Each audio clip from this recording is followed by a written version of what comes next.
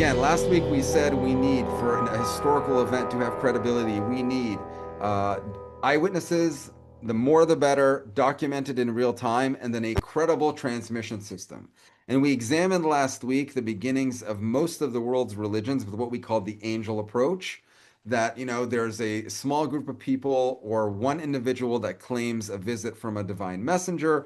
And then we said that it really doesn't matter how many followers this religion would gain at a later time because it's still all based on the story of one person. And that's really the point. So Islam, for example, that we talked about last week, which claims that, by its own source, Islam claims that Muhammad was by himself in the desert when the angel Gabriel appeared to him. Now, you can have now 1 billion Muslims, you can have 2 billion Muslims. It doesn't change the fact that they're all accepting this story on blind faith. We examined the Christian approach, which is a bit different, which was what we call the later date approach, where we have a group of people about 300 years later at the Council of Nicaea who are really deciding what the core tenets of Christianity are going to be, many questions that were in controversy, and canonizing what different gospels are going to be, part of what the New Testament is, and really outlining what the major points of philosophy concerning who Jesus was and is he God or a prophet or the Son of God or God himself, etc. And when you have a group of people saying that there were many people that saw, we're still in the situation of having a small group saying that there were many witnesses.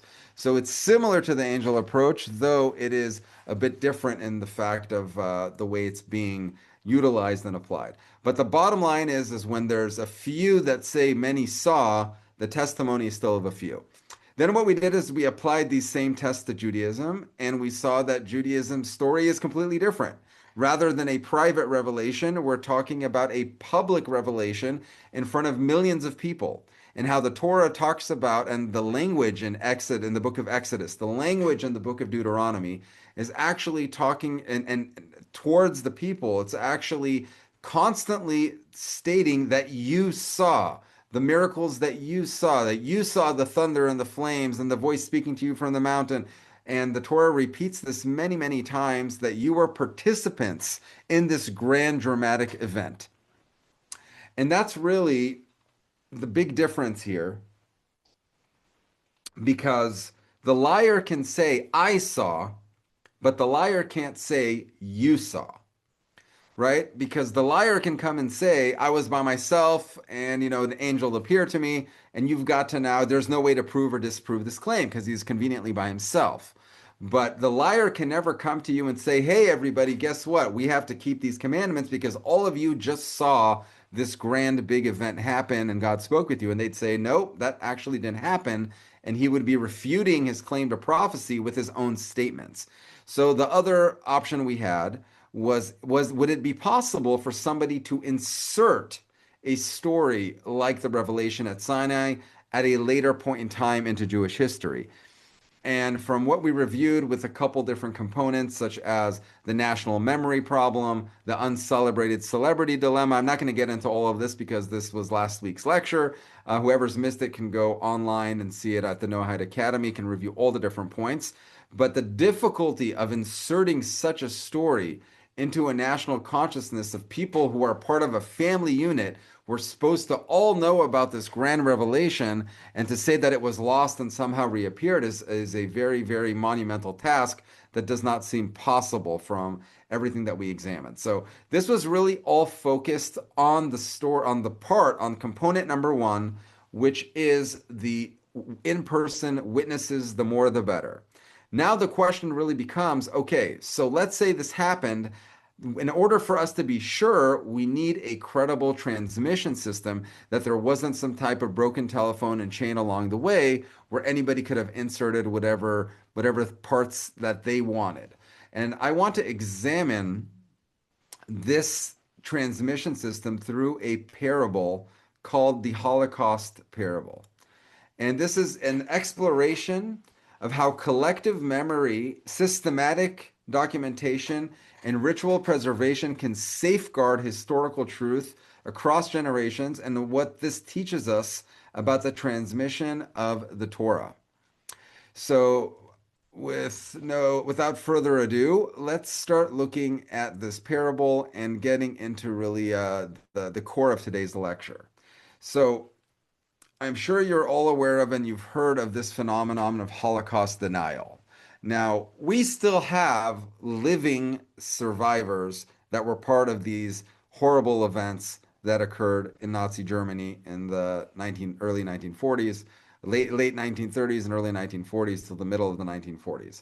People are still alive today that can tell you what happened to them personally in these concentration camps. One of them was just murdered a few days ago at the event in Australia.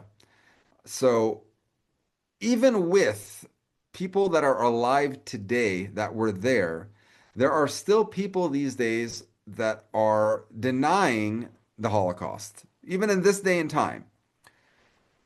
In 1986, Professor Randolph Brown warned that the phenomenon was spreading globally. Now, we're talking about even in 1986, the phenomenon of Holocaust denying was already spreading quite a bit, mostly funded by Arab Muslim sponsorship of falsified studies and neo-Nazi organizations.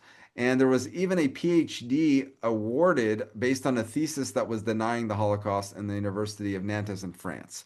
So this phenomenon has spread far and wide. There's many people nowadays that say, well, maybe it wasn't, they question the number, it wasn't systematic, it wasn't targeted, there wasn't that many people, there wasn't really 6 million Jews. There's all sorts of these types of things out there nowadays.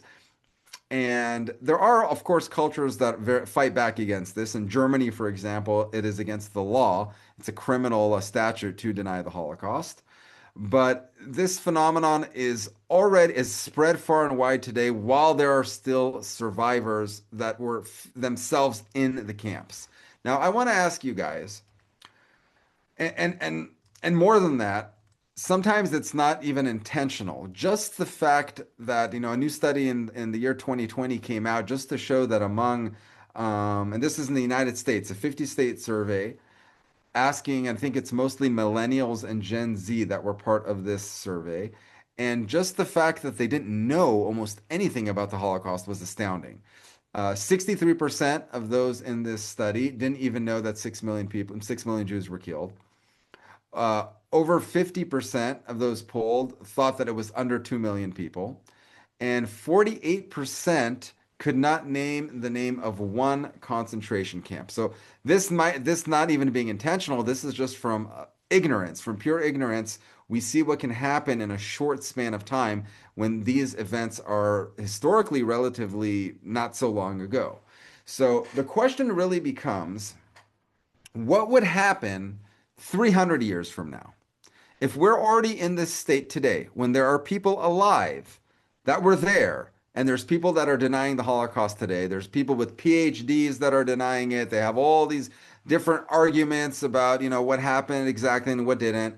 And just with the sheer lack of knowledge and ignorance on the issue, what would happen 300 years from now when I would add that the AI and all the technology of photos and video will be so advanced that even today you can basically, invent any kind of video, but it's going to be a lot better 300 years from now. What evidence do we actually have? How can we actually convince somebody 300 years from now that the Holocaust actually occurred? And I'm not talking about somebody who's anti-Semitic who is trying to find reasons to say there was no Holocaust. I'm talking about somebody objective, somebody who is just was born, they're going to school, they're hearing all these different thoughts. What real evidence would I have 300 years from now to convince this person that the Holocaust even occurred? Because even today, it's not so clear to some people. I think that the monumental task of really being able to prove this 300 years from now, I think you guys can see the challenge that the dilemma that this would face, that we're faced with. So, and this is really the core issue is that documents and can be falsified, right? Pictures can be falsified. So we're really down to what is the core evidence? What could we create in order to make a foolproof system that nobody not 100 years from now, not 300 years from now, not 1,000 years from now, could ever question that the Holocaust actually occurred. So for us to accomplish something like this, I'm thinking that and this is part of the parable, is for us to understand if we created a Holocaust Commemoration Society, we'll call it HCS for the purposes of this lecture, and this organization that we're creating, its sole purpose is to preserve the testimony of the eyewitnesses to make sure that nobody could ever question that the horrific events of the Holocaust ever happened. So what would we need to do? What could we put in place in order to ensure that this society could preserve the testimony of the eyewitnesses? So let's look at some different types of things that we can propose to document and to pass on this testimony in a way that could not be refuted at any point in time. So the first step I would suggest, item number one, is the documentation of the actual survivors in person, right? The ones that are still alive today, we would record all survivor testimony in writing, video them, even though people can say later it's made up, but we'll have to document it in writing with witnesses into a canonical book and distribute it to all members with the original kept in Jerusalem. The second item is hereditary membership. Membership in this HCS society is only available through birth or marriage, and every newborn that is born into the society is branded with a number on their forearm to commemorate what the Nazis did to the Jews. Visible identification. All members of this group will wear a yellow badge at all times that's inscribed with the words, "We will never forget." On the doorpost of every member, we'll put a small box with a mini scroll containing opening chapters of the survivor's book. Item number 5, a daily ritual, which each morning a person will bind a box containing a scroll to the arm and head and recite, "We will never forget." Every week, once a week, there will be a commemoration every Tuesday where the members gather together to read portions of the book that the surviving testimony book that we talked about. Item number 7, every single member of the society is going to be required to teach this to their children continuously, and there would be 3 annual festivals commemorating the horrible events of the early 1940s. Now, I want us to, and we can get a bit more into just briefly, these holidays, right? The holidays are really important in any type of organization. Festival of Liberation, right? One week we would have a festival where no German household appliances are allowed, right? And there would be 1 week where if you have a German car, you can't drive it, a 1 week of active memory to remember the liberation. We would have a festival 1 day out of the year where all group members stay up all night the whole time, awake all night, and they will read the entire testimony from beginning to end. Third festival, 1 week out of the year in order to commemorate the Exodus and in order to commemorate the survivors' journey to Israel after the Holocaust. Everybody's going to move out of their house and into small tents outdoors in order to really get the sense of how their forefathers felt when they had to do this. Now, when we take all this together, I want to ask you guys, of course, this is all hypothetical, but if we were to actually do this, 500 years from now, we would have millions of people all over the world who do not know each other, right? Living in different countries, living in and speaking different languages, right? People of different continents, complete strangers to one another. But all of these people are living by these same identical rules, right? They're doing these same badges, commemorating the same weekly commemoration, the same festivals. They're teaching the same things to their children. We've now created a living and breathing transmission process that is linked straight back to the original eyewitness testimony. We've essentially created a living, breathing testimony to secure this historical event and enshrine it in a way that nobody could ever come and tell these people. Because if somebody came down and said, "Hey, this whole Holocaust thing, this is made up, right? All these pictures, this is AI. This is stuff that happened. It's all it's a Jewish Zionist propaganda, right? The Jews and made this up so they could steal away the Palestinians' land. People come with all types of arguments like this. These thousands of people that are all doing these things would say, hey, wait a second. How can you tell me this didn't happen? Then how am I doing this? How did this start? How is it that these millions of people all over the world are all doing these holidays and are all reading from the same book and we're all passing from from father to son, doing all these things? How did this start? How did this catch on? So at no point in time, any reasonable person could ever come to this group of people and tell them this event never happened, because their very creation, their very purpose for existing is to testify that this event occurred. The very purpose of their lives is to transfer this from generation to generation. So how can somebody come and tell them this didn't happen?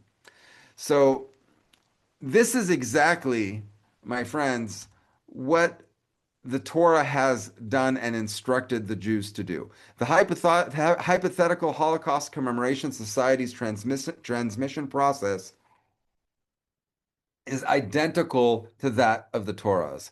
In the book of Isaiah, chapter 43, it says, "You are my witnesses," says God. Atem edai ne'um Hashem. In Psalms it says, "And he placed a testimony within Jacob, and the law he put in Israel, which he commanded our forefathers to teach their children, so that the final generation will know. Sons will be born and they will teach their sons." Every one of the commandments that Jews are required to do on a daily basis, the holidays, and all the commemorative events that we're going to look at, are identical in this process, and they're always referring back to the Exodus and referring back to the events at Mount Sinai that we're doing it in commemoration of. So the first part is gathering the witnesses, right? We said we need to actually get the eyewitnesses together and put what they saw into writing, into canon. And this is what Moses does in the book of Deuteronomy in chapter 29. After 40 years in the wilderness, Moses gathers all the original participatory eyewitnesses, tribal heads, elders, officers, men, women, children, everyone who experienced what happened at Mount Sinai, that's still alive, that was there at Mount Sinai after 40 years in the desert. And in chapter 29 of Deuteronomy, Moses states, "You have seen all that the Lord did before your eyes in the land of Egypt, the great trials which your eyes saw, the signs and those great wonders." Remember, we said the liar can say, "I saw."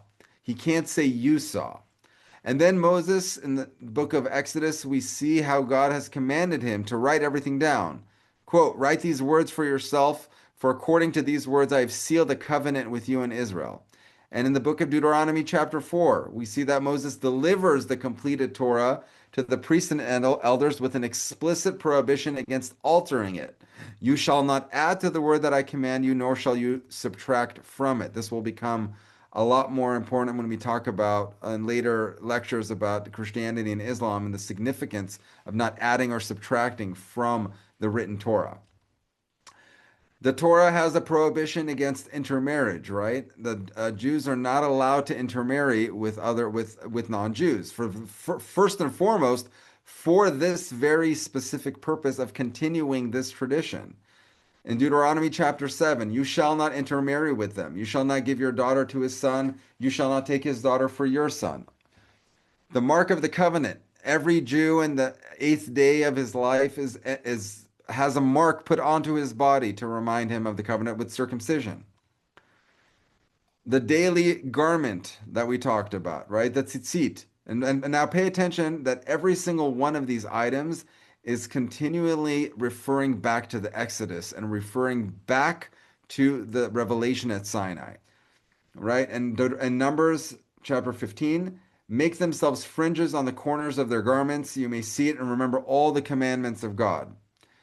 Regarding the doorpost, "And write them on your doorpost of your house and upon your gates." The tefillin that we put, the daily binding, comes back again to the Exodus. "And it shall be a sign for you on your arm and a reminder between your eyes, so that God's Torah might be in your mouth." Exodus chapter 13.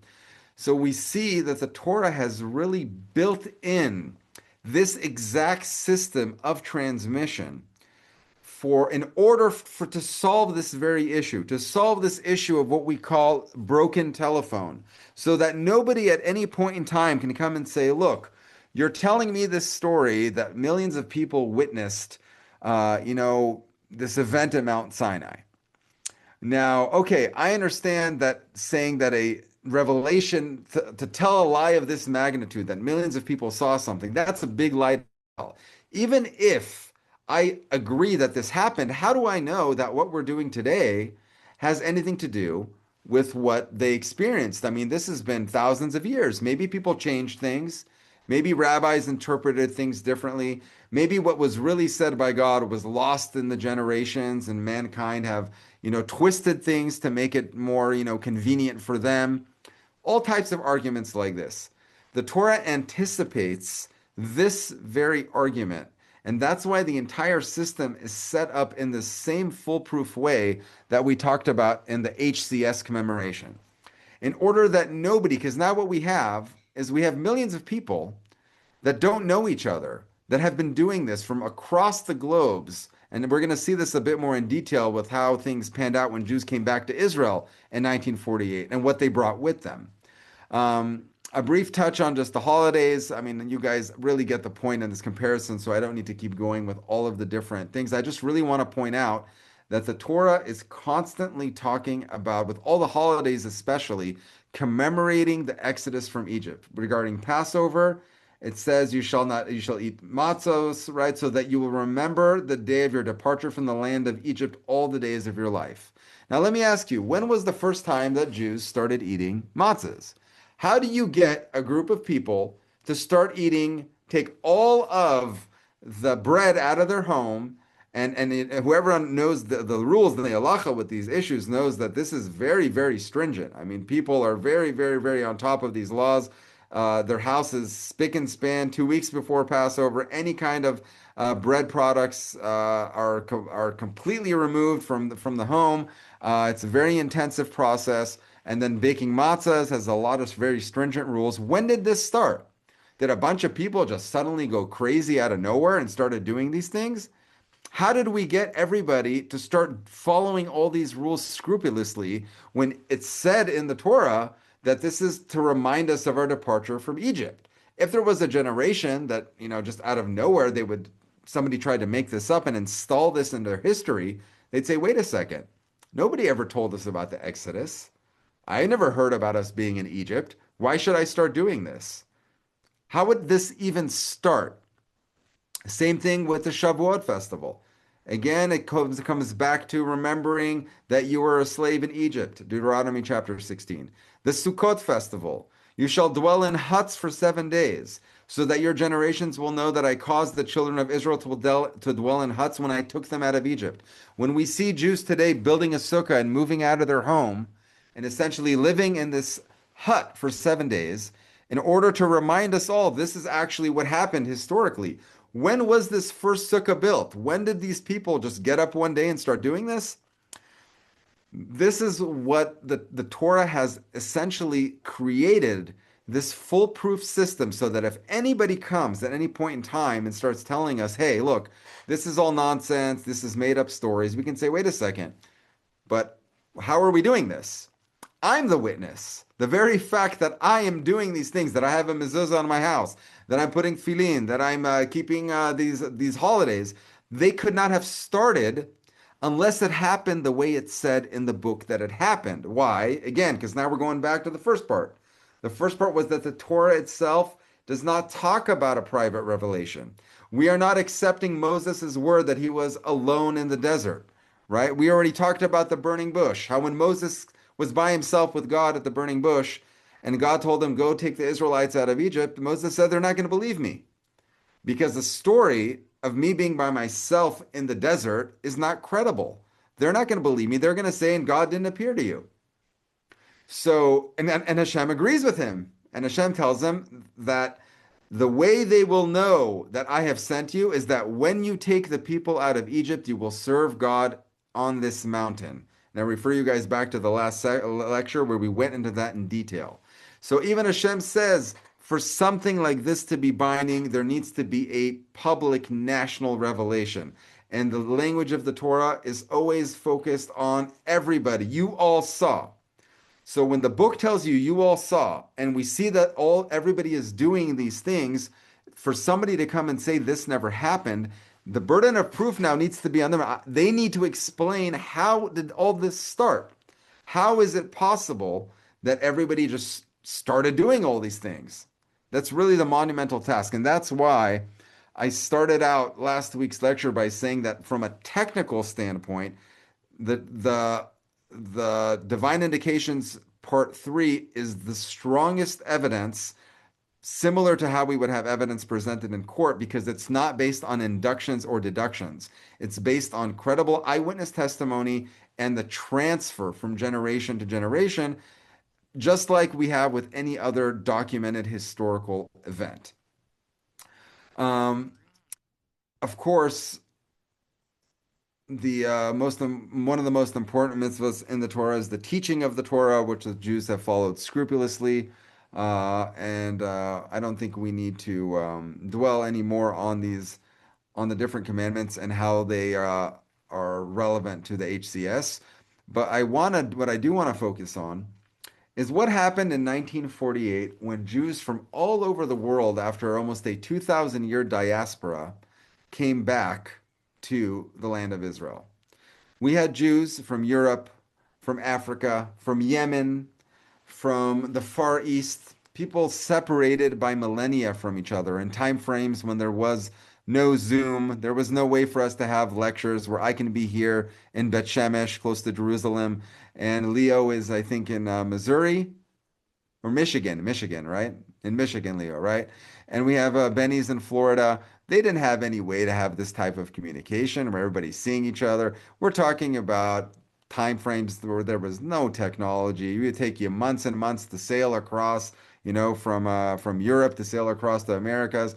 And these time frames where people are completely disconnected from each other, particularly the Yemenite Jews. The Yemenite Jews were very disconnected from other Jewry because there were other Jews that were in contact with each other from different parts of the diaspora, writing letters.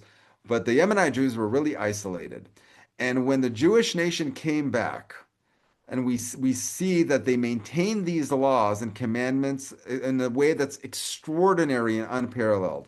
From coming back, nobody came back with different colored tefillin, right? One person didn't come back with black ones, another with blue, another with pink. They didn't come back with completely different, holidays. They didn't come back and say, for us, a sukkah means this, for you, a sukkah means that. They came back with the same commandments. Now, of course, there's some different customs. There's things that are different in minor interpretations. We'll get into it, but the core issues of the core mitzvot remain the same. The word for a Torah scribe in Hebrew is a sofer. Sofer is translated in English as a scribe, but the actual literal meaning of the word in Hebrew, sofer, is a counter, somebody who counts. Why?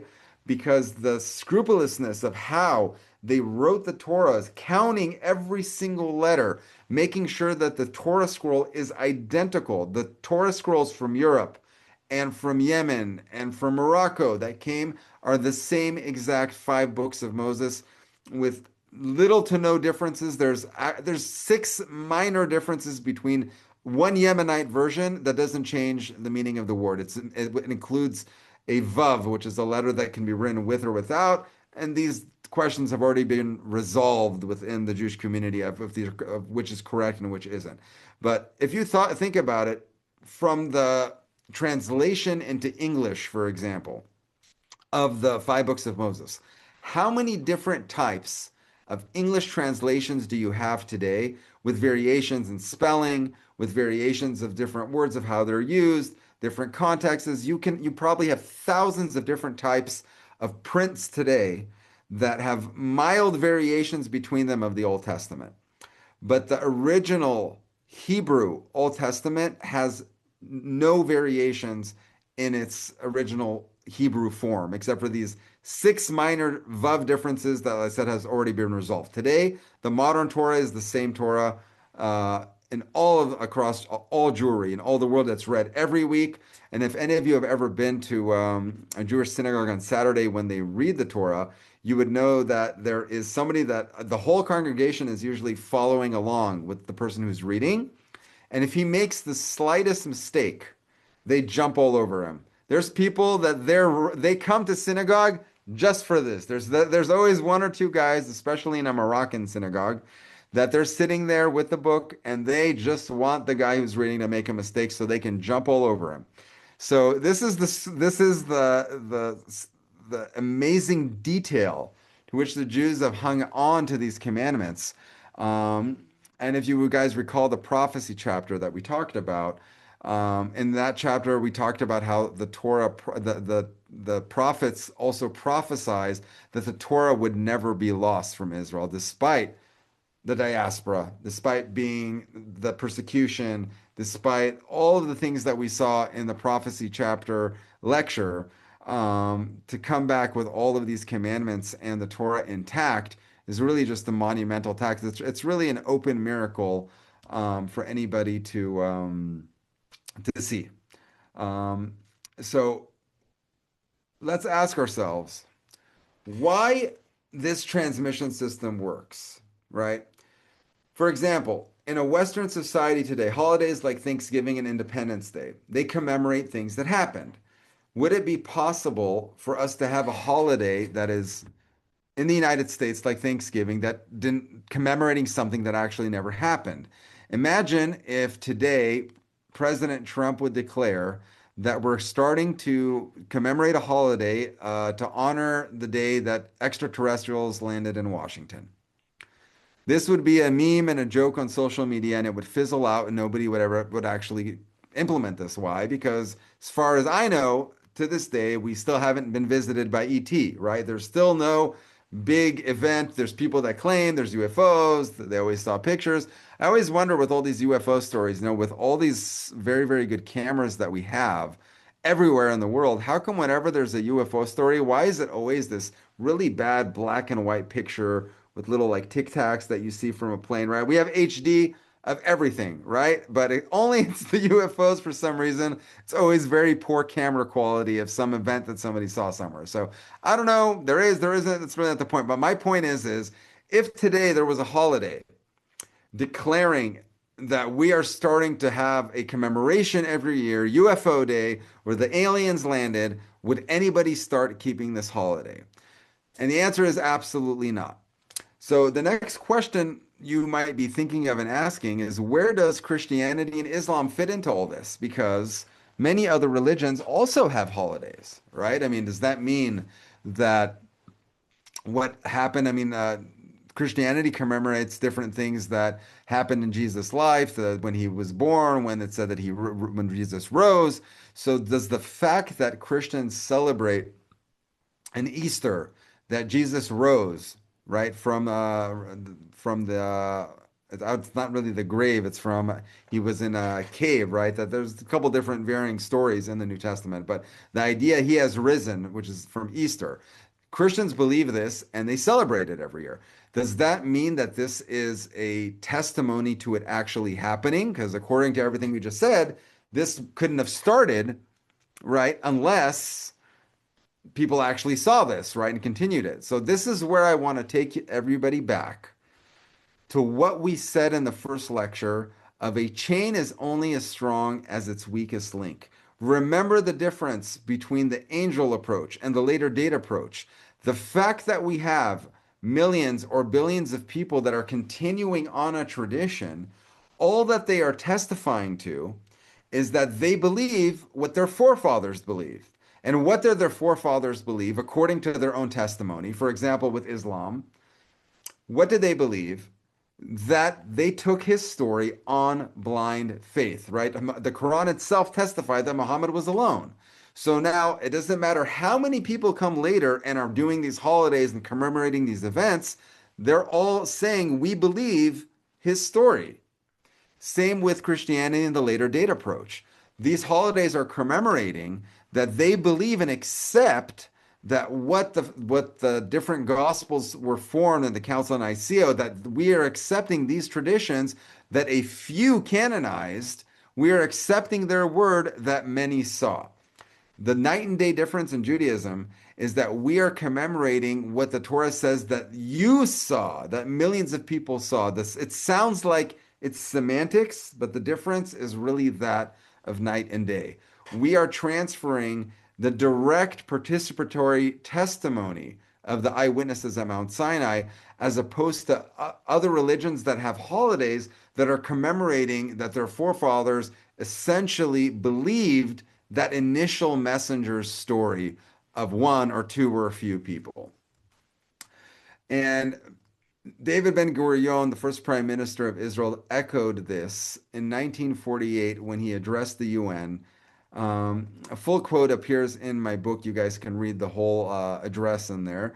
But very briefly, he states, as he was giving this, he was comparing between the American story of Thanksgiving and what the American kids know about the Pilgrims and the Mayflower and the different stories of what happened with Christopher Columbus. And he compares that to what the Jewish children knew. And he states, "Behold, it was more than 3,300 years ago that the Jews set out from Egypt. Every Jewish child all over the world, in America, Soviet Russia, Yemen, and Germany, knows exactly how his ancestors left at the dawn of the 15th of Nisan." I'll let you guys read the full quotes later when you'll have this PDF of the PowerPoint sent to you, and it also appears in the book. But the bottom line is that David Ben-Gurion basically outlined to them that our history is just that. It's the history of our people, and it's been passed from generation to generation. So that's really where I want this to lead into where we're at on the cumulative test of probability, because you have all been here, most of you, with this journey, on this journey from the beginning, where we started in our first lectures, and where we're at really now, because we've really presented the bulk of the evidence in the last three, or now it's the last four lectures. We've been through chapters 4, 5, and 6. We're concluding today and moving on to the other topics in the book that tie into this as well. But these are the main evidence chapters. Now, the evidence presented invites each person to weigh probability honestly. And that's really the key word, honestly. Because we live by faith daily, right? On a daily basis, there's no such thing as living without faith, right?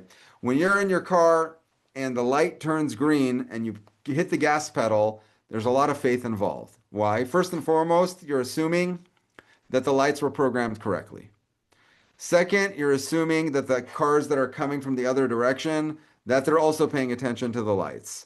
You're also assuming that the other drivers on the road, they're sane and that they're sober, which today, especially during the holidays, that they're sober is a big assumption. But you're hitting the gas pedal and you're going forward because you saw a green light, and that takes a lot of faith, right? Every person here doesn't check a bottle of water that they buy for poison before they drink it. They assume that it's fine. None of us have had our parents' DNA checked to make sure they're actually our parents and we weren't adopted, right? Not because these things are impossible, but because they're highly improbable, right? There's no absolute certainty. We live our life with a degree of faith. Remember the plane analogy we talked about? We get on an airplane, not because we know the pilot or that we asked for the maintenance records. We know very, very little about this plane and this pilot. But there's a high probability, a very, very high probability that you're going to arrive safely based on what you see. So we go for it. That's the same standard here. Once we've looked at all the different evidence, which is we started from asking in chapter 3, why would somebody make this up, right? What possible benefit could they get from things like the sabbatical year? Why do they care what we eat, right? We started from these questions of why would somebody write a book that would diminish their own political power and make it very difficult for anybody who wants to be a part of this religion? And then we moved on to all the questions in chapters 4 of how did they know about the fish and about the animals and about the world, the world being round in the time frame and the lunar cycle and all the different proofs there in chapter 4 about things that they knew that they never claimed that they researched. They always say that this has been passed down. We receive this from Sinai and it's been passed through the generations. Then we moved on to my favorite chapter, which I've told you guys what the favorite chapter is, the prophecy chapter. My personal, what I feel is the strongest evidence for me personally is the entire outline of of Jewish history. We have the entire diaspora in chapter 5 of the book and in that lecture outline of how the Jews will be scattered. They're going to wander all over the world. They're going to be hated and persecuted, and there won't be a place for their foot to rest. And after all of this, you're going to come back to Israel. All of these very specific predictions that show control over history and nature over 2,000 years. Can a person have written this? Can have written it in advance and known how it was going to play out? Now we see the third chapter, we've come to discussing this mass revelation in front of millions of people, directed towards the people of that generation. And we see the Jews doing this and continuing all of these things in an unbroken chain where all of the mitzvot are the same mitzvot for thousands of years from generation to generation to generation. When we add all of this up, we're presented with really two logical options. And that's for you guys to decide. That's how I see there's really only two options. Option one is that the Torah is a divine document. It's been given to teach humanity a moral code and a moral value system, and it's been transmitted through an unprecedented eyewitness chain all the way back to the amazing events that happened at the revelation at Mount Sinai. This was the purpose. That's why God gave us these different pieces of evidence so we would know this, so we could strengthen our knowledge base to know that this isn't some made up story. And that's option one of what is most probable. The second option is that we would have to otherwise believe that brilliant individuals correctly guessed scientific facts millennia before this technology was available. They predicted the future accurately, and they created a transmission system unparalleled in human history. For what motive?